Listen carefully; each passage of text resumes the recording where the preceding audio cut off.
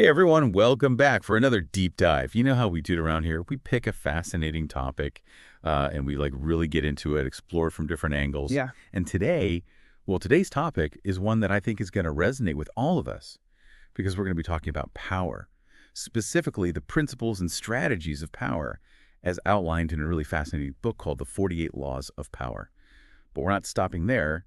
We're also going to be weaving in some insights from a bunch of other sources like Amara, Politia, Caravan of Dreams, Tales of the Dervishes, The Craft of Power, and The Subtle Ruse. Yeah, it's quite the collection. I think sometimes when people hear the 48 Laws of Power, they think, oh, it's about manipulation or something dark, but it's not really that. It's more like, think of it as a set of observations about how power dynamics work in all these different realms of life, from history to philosophy to everyday interactions. Right, right. So we're not necessarily giving you like a step-by-step guide to dominating the world or anything. Our mission here is more about just, you know, helping you understand the sometimes subtle, sometimes not so subtle ways power operates. And maybe even give you some actionable knowledge that you can use to navigate those dynamics in your own life. Absolutely. And there's just so much here to unpack. It's fascinating stuff. And I think we're going to uncover some real gems as we go through these sources. Okay, so where do we even begin with something as complex as power? Well, one of the first things that jumped out at me from these sources was this whole idea of being noticed, of making an impact, which on the surface might seem kind of counterintuitive. Yeah, I mean, you might think that power is about, staying behind the scenes, pulling strings, but a lot of these sources actually emphasize the opposite. Like, visibility is often crucial for influence. Yeah, think about it. If you're completely invisible, if no one even knows you exist, how can you possibly wield any kind of power or influence? It's like Law 6 in the 48 Laws of Power, court attention at all cost. It's basically saying that if you want to have power, you can't just blend into the background. You need to stand out, make yourself known. And not just known, but memorable, right? Like Yeah. make people pay attention to you.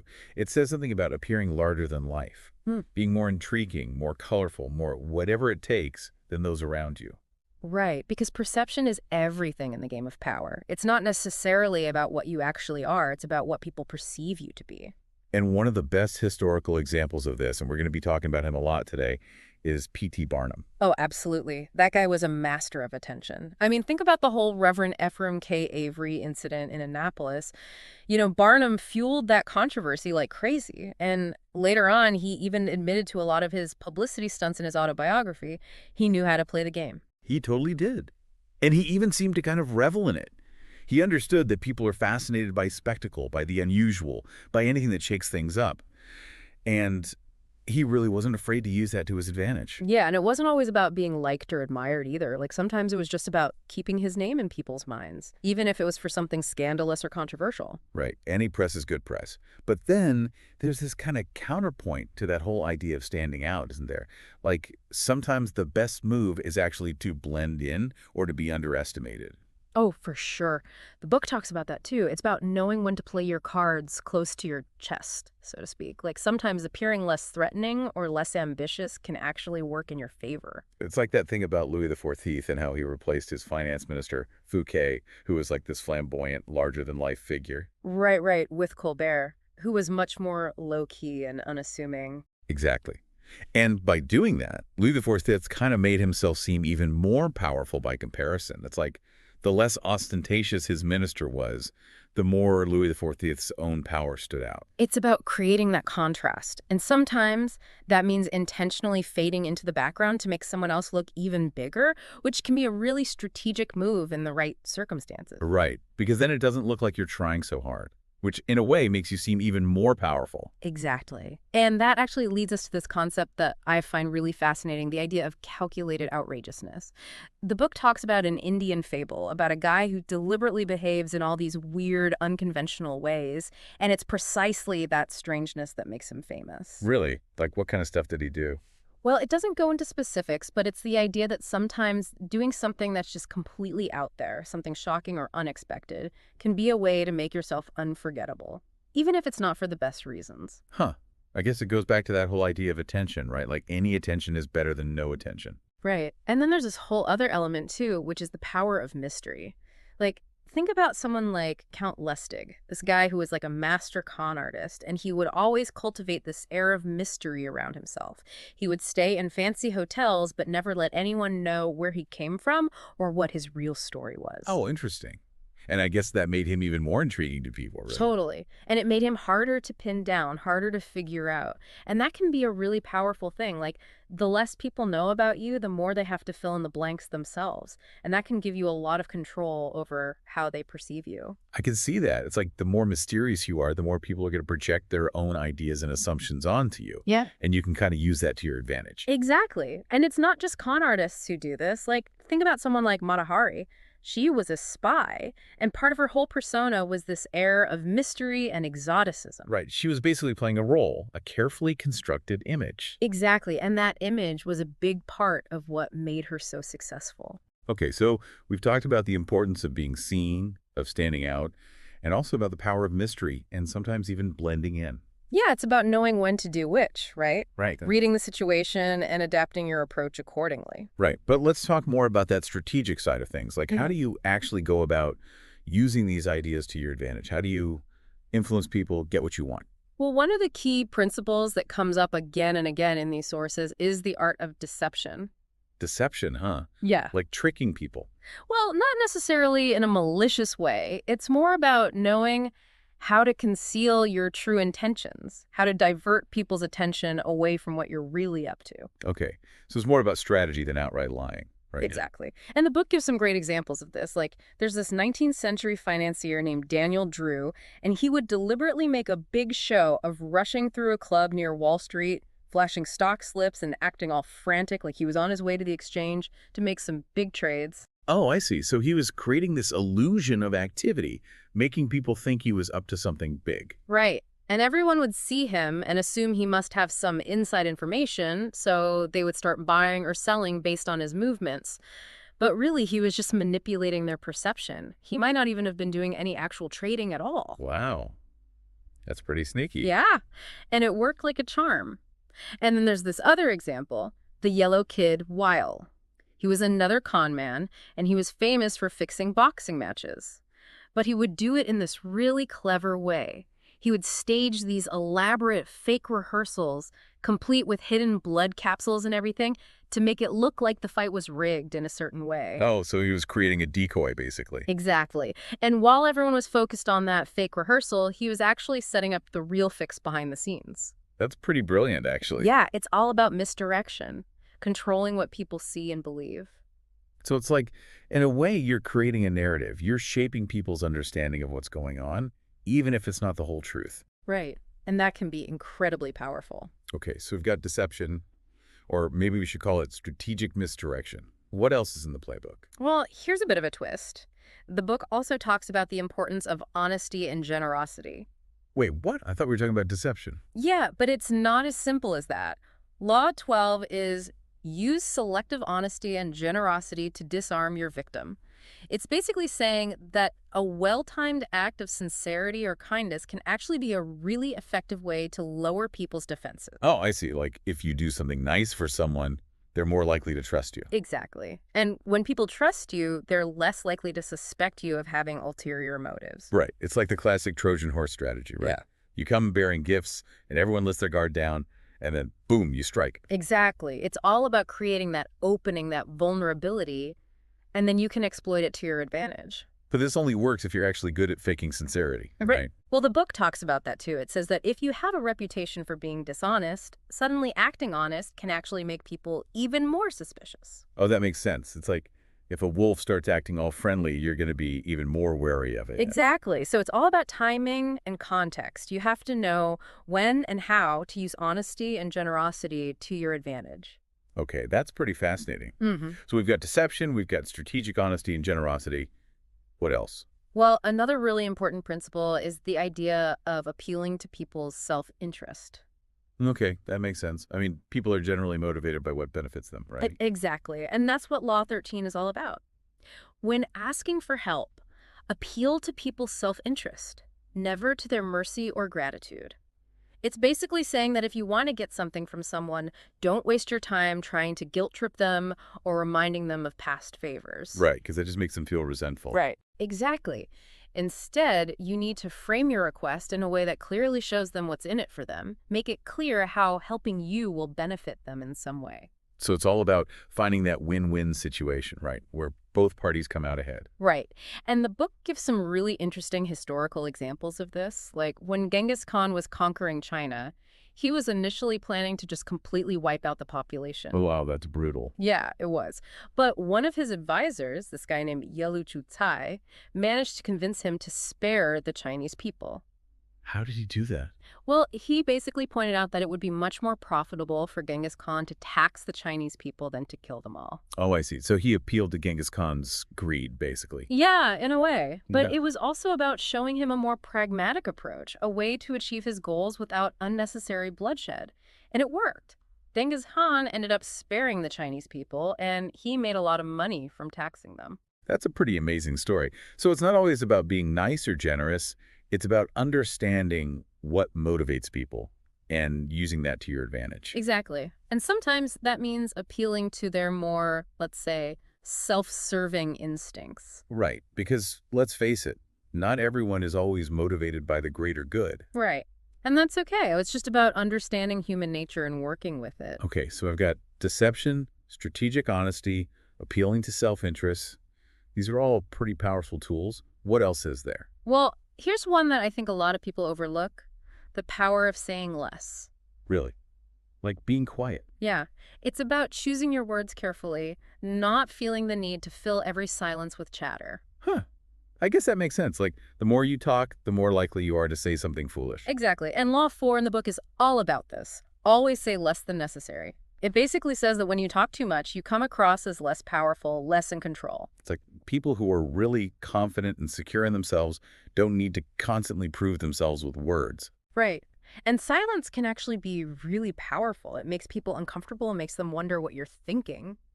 Yeah, it's like when someone is really quiet and reserved, you almost feel like you have to work harder to figure them out. Exactly. And that can give them a kind of psychological advantage. And the book is a great example of this. It talks about Louis XIV and how he would never reveal his true intentions to his ministers. He would just listen to them debate and then say, "I shall see." Right, and that would drive them crazy. They would be left wondering what he was thinking, trying to decipher his every word and gesture. So in a way, his silence was a form of control. He was controlling the narrative by not giving them anything to work with. Exactly. And it made him seem even more powerful and mysterious. I love that. It's like sometimes the best move is to just say nothing at all. Right. And it's not just about avoiding saying foolish things. It's also about creating a sense of anticipation, of suspense. It's about letting people fill in the blanks themselves, which can be a really powerful way to influence their perception. Okay, that's a really interesting point. So we've got deception, strategic honesty, appealing to self-interest, and the power of silence. What else? Well, another really important aspect of power is your reputation. Oh, yeah. That makes sense. Like, your reputation precedes you. It shapes how people perceive you before they even meet you. Exactly. And it can either work for you or against you. The book talks about how a good reputation can make people more forgiving of your mistakes, while a bad reputation can make it really hard to gain people's trust. It's like if you have a reputation for being honest and reliable, people are more likely to believe you, even when you might not be telling the whole truth. Right. And conversely, if you have a reputation for being shady or manipulative, people are going to be suspicious of everything you do, even if you're being genuine. And the book gives some examples of this, right? Yeah, like there's this ancient Chinese story about Mi Zixia, who is like this really respected official. And one day, he borrowed the ruler's chariot without permission, which was a pretty big deal. Oh, that sounds risky. It was. But because he had such a good reputation, the ruler just assumed he must have had a good reason for doing it and didn't punish him. Wow. So his reputation basically saved him. Exactly. And it shows how powerful a good reputation can be. But the book also warns against going too far in trying to damage someone else's reputation. Oh, like don't get too caught up in trying to take other people down. Right, because sometimes that can backfire on you. It can make you look petty and vindictive, which can actually hurt your own reputation. And the book gives an example of this too, right? Yeah, it talks about the rivalry between Thomas Edison and Nikola Tesla. Edison was really ruthless in trying to discredit Tesla's work, and in the end, it kind of made him look bad. Oh, that's interesting. I mean, Edison is obviously a brilliant inventor, but it sounds like he wasn't always playing fair. Right. And it just goes to show that even geniuses can make mistakes, especially when it comes to power dynamics. So it's about being strategic with your reputation, both building it up and protecting it. Exactly. And knowing when to fight and when to let things go. Okay, that's a really important point. So we've got deception, strategic honesty, appealing to self-interest, the power of silence, and the importance of reputation. Are we forgetting anything? Well, there's one more thing that I think is really crucial: timing. Timing, huh? Yeah. Like knowing when to make your move. Exactly. Law 33 in the book is all about this. Master the art of timing. It basically says that rushing into things or acting impulsively is usually a sign of weakness. Right. It's like people who are really in control take their time. They wait for the right moment to strike. Exactly. And the book talks about how patience is a really powerful tool. It makes you seem more confident, more in command of the situation. And it also allows you to observe, right? Like to see how things are unfolding and then make your move when the time is right. Right. And the book calls this being a detective of the right moment.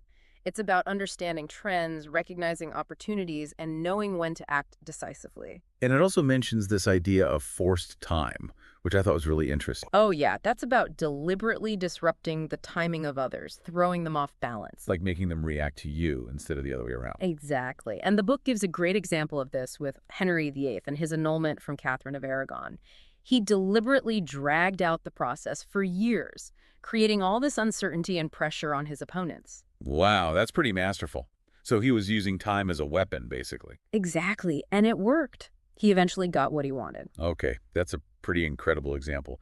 So we've got deception, strategic honesty, appealing to self-interest, the power of silence, the importance of reputation, and the art of timing. Are we missing anything? I think we've covered a lot of ground here, but there are a few more gems I'd like to share. One that often gets overlooked is the idea of disdaining things you cannot have. It's Law 36. Disdain things you cannot have, ignoring them is the best revenge. That's an interesting one. I guess it's about not letting your desires control you. Precisely. The book argues that the more you fixate on something unattainable, the more power it holds over you. It feeds your frustration and makes you appear weak. Oh, I can see that. Like, if you're constantly chasing after something you can't have, it's going to consume you and distract you from other things. Absolutely. And the best way to combat that is to simply ignore it. The book suggests that creating a void of attention around the object of your desire is often the most potent revenge because it denies it any power over your emotional state. Right. It's like you're saying, I don't even care about you. And that can be really disarming, especially if the other person is expecting you to react with anger or frustration. Exactly. It's about staying calm and detached, which can give you a huge psychological advantage. And the book uses a really clever analogy to illustrate this point. It talks about a man who wants to catch his own shadow. His shadow. Yeah, his shadow. The harder he tries to catch it, the further it eludes him. And the book argues that it's the same with unattainable desires. The more you chase after them, the more frustrated you become. So the best approach is to simply turn your attention elsewhere. That's a pretty powerful image. So it's about recognizing when something is truly out of reach and not letting it consume you. Absolutely. And then there's this other principle, which I find kind of funny, but also really insightful. Despise the free lunch. It's Law 40. Despise the free lunch. Like, who doesn't love a free lunch? Well, the book argues that anything offered for free often comes with hidden strings attached. Oh, I see. Like, there's always a catch. Exactly. The book suggests that it's often better to pay your own way, even if it means sacrificing something, because it keeps you independent and avoids the potential for manipulation. Right, because when you accept something for free, you kind of owe the other person, right? Right. And that can put you in a vulnerable position. So it's about maintaining your economy and not becoming indebted to others. Exactly. And the book also suggests that true generosity comes from a place of strength, not weakness. It's about being able to give freely without expecting anything in return. Okay, that's a really interesting perspective. It's like, if you're always the one who's receiving, it kind of makes you look weak and dependent. Right. And it can make people less likely to respect you. So it's about being the one who's in control, the one who's calling the shots. Exactly. And that brings us to another really important principle. Avoid stepping into a great man's shoes. That's Law 41. Okay, what does that mean? Like, don't try to be like someone else. Well, it's more nuanced than that. The book argues that it's really hard to succeed someone who was really great or famous. Oh, I see. Like you're always going to be compared to them, Yeah. and it's going to be hard to live up to their legacy. Exactly. And the book says that if you find yourself in that situation, the best thing to do is to try to create your own unique identity. Don't try to imitate them, try to forge your own path. Okay, so it's about being original, about not being afraid to break with tradition. Exactly. And the book gives some great examples of this, like Louis XV, who inherited the throne from Louis XIV, who was like this incredibly powerful and charismatic figure. And Louis XV really struggled to live up to his grandfather's legacy. Oh, that's interesting. I guess it would be hard to follow in the footsteps of someone like that. Yeah. And then there's Pericles, the Athenian statesman. He started out aligned with the aristocratic faction, but then he realized that to really make a name for himself, he needed to break away from that and appeal to the common people. Oh, so he kind of reinvented himself. Exactly. And it worked. He became one of the most influential leaders in Athenian history. And then there's Napoleon III, who was obviously trying to live up to the legacy of his uncle, Napoleon Bonaparte. Right. And he did a pretty good job of it, but it wasn't easy. He had to constantly work to differentiate himself to show that he wasn't just a pale imitation of his uncle. So it's about recognizing that you're not going to be able to replicate someone else's success. You have to find your own way. Exactly. And sometimes that means going in a completely different direction. Okay, that's a really important point. So we've got deception, strategic honesty, appealing to self-interest, the power of silence, the importance of reputation, the art of timing, the art of disdaining the unattainable, the importance of paying your own way, and the need to forge your own path. Anything else? Well, there are a few more laws that touch on the importance of your social environment. How you navigate it can really impact your ability to wield power. Okay, so like who you associate with. Yeah, that's a big part of it. Law 10 is infection. Avoid the unhappy and unlucky. The idea being that misery and misfortune are contagious. So you want to surround yourself with positive, successful people. Their energy and outlook can rub off on you. Makes sense. I mean, who Right. wants to be around a bunch of Debbie Downers all the time? Exactly. It can really drag you down. And on the flip side, being around people who are happy and successful can inspire you and motivate you to achieve your own goals. And then there's Law 11, which is learn to keep people dependent on you. Right. This one's about making yourself indispensable. Cultivating skills or knowledge that others rely on, so they need you around. It gives you a certain degree of leverage and freedom. Okay, so it's about becoming valuable to others. Exactly. But there's a cautionary note here, too. The book warns against assuming that making yourself indispensable will automatically make you loved or respected. Oh, right. Like, just because someone needs you doesn't mean they actually like you. Exactly. So you have to be careful about how you use this principle. And then there's Law 18, which is do not build fortresses to protect yourself. Isolation is dangerous. This one's interesting. It basically says that withdrawing from the world and isolating yourself actually makes you more vulnerable. Really? Why is that? Well, because it cuts you off from information and makes you an easy target. It's like if you're holed up in your castle, you don't know what's going on outside, and you're easier to attack. Oh, I see. So it's about being out there, being connected, knowing what's going on. Exactly. The book argues that it's safer to be among people, to have allies, to be part of the flow of information. And he gives an example of this, right? Yeah, it talks about Qin Shi Huangdi, the first emperor of China. He became really paranoid and isolated in his later years, and it ultimately contributed to his downfall. Oh, that's interesting. I guess it's a reminder that even the most powerful people can become vulnerable if they isolate themselves. Exactly. And then there's Louis XIV, who took a completely different approach. He built Versailles and made all the nobles live there so he could keep an eye on them. Right, so he was controlling them through proximity and social interaction. Exactly. It was a much more effective strategy than trying to isolate himself. Okay, so it's about finding that balance between being connected and protecting yourself. Right. And knowing when to do each. Okay, I think we're almost out of time here, but there's one more principle I want to touch on. It's kind of a big one. Know who you're dealing with. Do not offend the wrong person. Oh, yeah. That's Law 19. It's a really important one. It's about not underestimating people. Yeah, exactly. The book argues that people react to things in different ways. What might work on one person might completely backfire on another. So it's about being adaptable, being able to read people. Right, and it's also about being careful not to offend people unnecessarily. The book says that insults even small ones can be remembered for a long time and come back to haunt you. It's like, don't make enemies if you don't have to. Exactly. And the book gives an example of this. It talks about the ruler of Cheng and Prince Cheng-Er. The ruler insulted Cheng-Er, who later came back with an army and overthrew him. Oh, wow. So it's like, don't underestimate anyone because they might surprise you. Exactly. And it's not just about physical revenge. Sometimes people will hold grudges and try to undermine you in more subtle ways. Right. So it's about being aware of the long game. Exactly. Well, I think we've covered a lot of ground here. Yeah, we really have. And it's been a fascinating journey through the principles of power. You know, it's interesting. When we started this deep dive, I thought we were going to be talking about manipulation and scheming, but it's actually been much more about understanding human nature and the dynamics of social interaction. Yeah, I think that's the real value of the 48 Laws of Power and all these other sources. It's not about giving you a set of tools to manipulate people. Hmm. It's about helping you to see the world more clearly, to understand the forces that are at play, both in your own life and on a larger scale. And hopefully that understanding will help you to navigate those forces more effectively, whether you're trying to advance your career, build relationships, or just understand the world around you. Right. It's about being aware, being strategic, and ultimately being empowered. So, as you go out into the world, think about these principles. Which ones resonate with you? Which ones challenge your thinking? How can you use this knowledge to better understand the people around you and the dynamics that are shaping your life?